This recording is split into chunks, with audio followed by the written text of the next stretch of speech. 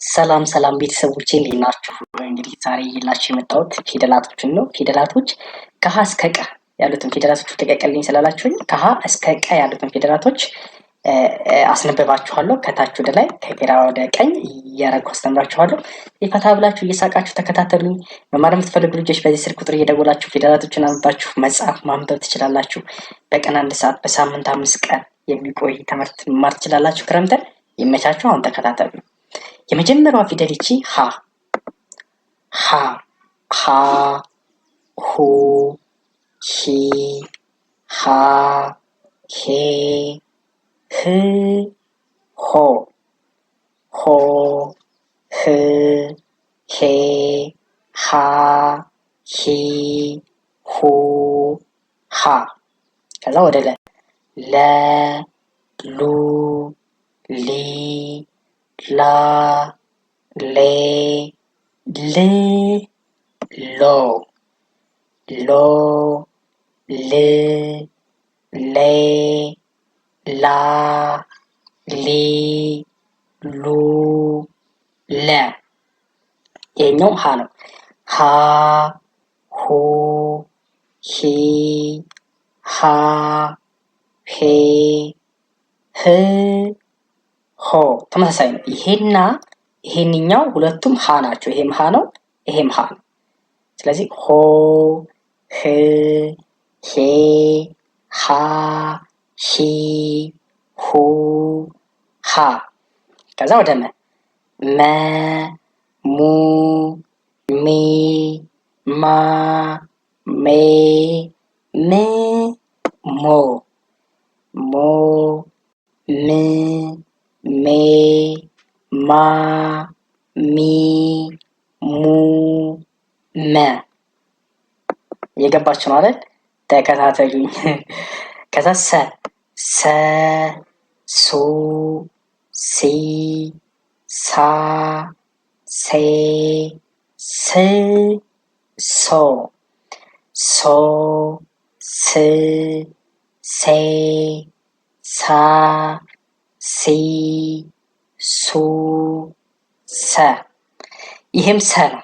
ሰ ሱ ሲ ሳ ሴ ስ ሶ ሶ ስ ሴ ሳ ሲ ሱ ሰ ይሄንኛው ረ ረ ሩ ሪ ራ ሬ ር ሮ ሮ ር ሬ ራ ሪ ሩ ረ ከዛ ይሄ ሸ ሹ ሺ ሻ ሼ ሽ ሾ ሾ ሽ ሼ ሻ ሺ ሹ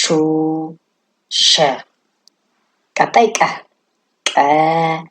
ቁ ቂ ቃ ቄ ቅ ቆ ኤክሰለንት።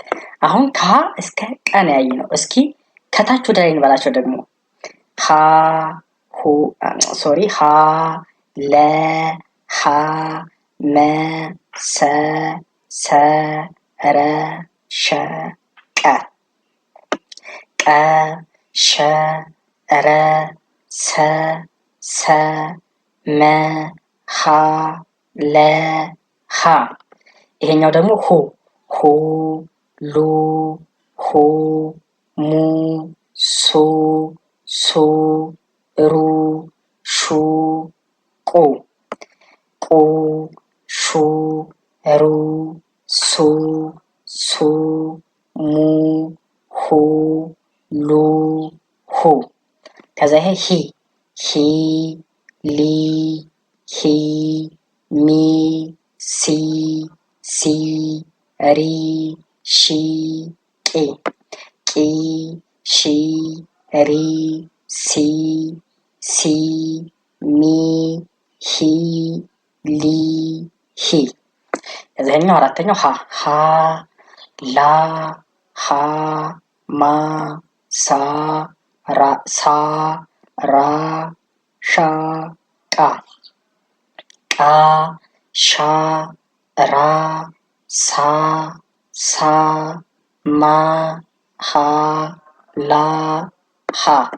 ይህንኛው ሄ ሄ ሌ ሄ ሜ ሴ ሴ ሬ ሼ ቄ ቄ ሼ ሬ ሴ ሴ ሜ ሄ ሌ ሄ። ይችኛዋ ህ ል ህ ም ስ ስ ር ሽ ቅ ቅ ሽ ር ስ ስ ም ህ ል ህ። ኤክሰለንት። ከዚህ ይሄ መጨረሻው ደግሞ ሆ ሆ ሎ ሆ ሞ ሶ ሶ ሮ ሾ ቆ ቆ ሾ ሮ ሶ ሶ ሞ ሆ ሎ ሆ። ኤክሰለንት። እነዚህ ፊደላቶች ከዚህ ከቀኝ ወደ ግራ ከቀኝ ወደ ግራ ከግራ ወደ ቀኝ ከቀኝ ወደ ግራ ከታች ወደ ላይ ከላይ ወደ ታች ካነበባችሁ በጣም ቀላል ነው። በጣም ቀላል እዋቸው። አሁን የመጀመሪያ ፊደሎች ከሁለተኛ ፊደሎች የሚለዩት ሁለተኛ ፊደሎች ሁሉም ምናቸው ላይ ጎናቸው ላይ ቅጥያ ያለባቸው። ሶስተኛ ፊደሎች ደግሞ ሁሉም እግራቸው ሸፋፋ ነው። አራተኛ ፊደሎችስ ሁሉም እግራቸው ከስተቀኝ በኩል አጣራ ነው። አምስተኛ ፊደሎችስ ሁሉም እግራቸው ቀለበት አላቸው። 5 እና 6 ግን ይለያያሉ። እነዚህ ይሄና 5 እና 6ኛ ፊደሎች ግን የሁሉም ፊደላቶች ይለያያሉ።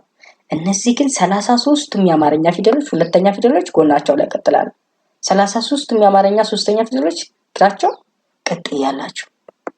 በቀላሉ ያዛችኋቸው ማለት። እስኪ ከነዚህ ውስጥ አራት ቃላት ልመሰርትላችሁ። 4 ቃላት እየጻፍኩ 4 ቃላት ብቻ ተከታተሉኝ። 4 ቃላት ብቻ ነው ተከታተሉኝ። እዚህ ጋር ገባና 4 ቃላት ተመልከቱ። አሁን ሃሎ ብዬ ልጻፍ። ሃይቻት ሃ ሎ ብዬ ነው የምጽፈው። ሃሎ ሃ ሎ ቢሰጽ ሃ የመጀመሪያው ነው። ይሄው ሃ ጻፍኩ። ሎ ስልስ ለ ሉ ሊ ላ ሌ ል ሎ ሃሎ።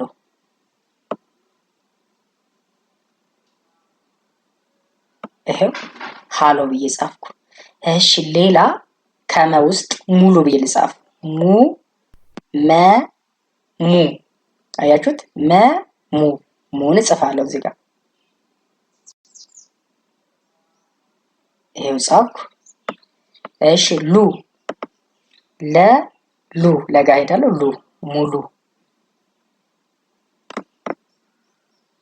4 ቃል ስለሆነ አላበዛባችሁ። ሙሉ። እሺ ሱሪ ብዬ ልጻፍ።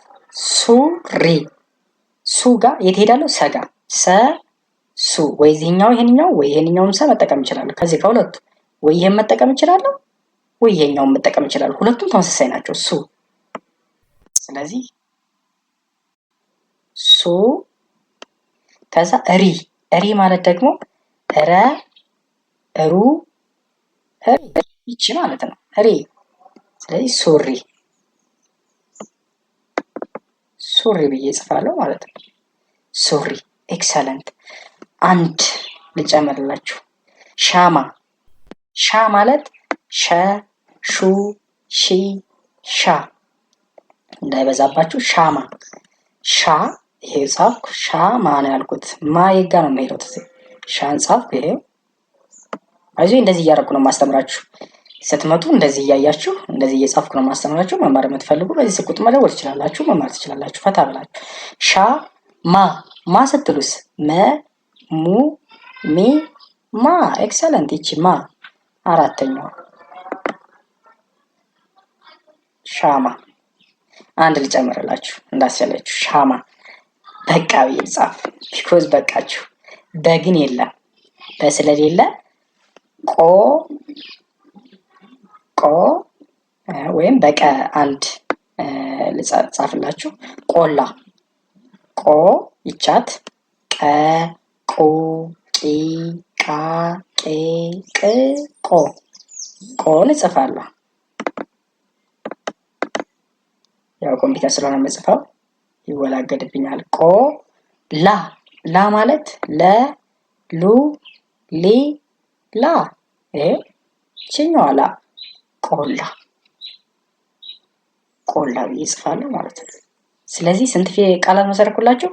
1 2 3 4 5 ይሄንኛው ሀ ነው። ከዛ ሎ ሃሎ፣ ይሄ ሙ ነው፣ ይሄ ሉ ነው፣ በአንድ ላይ ሙሉ።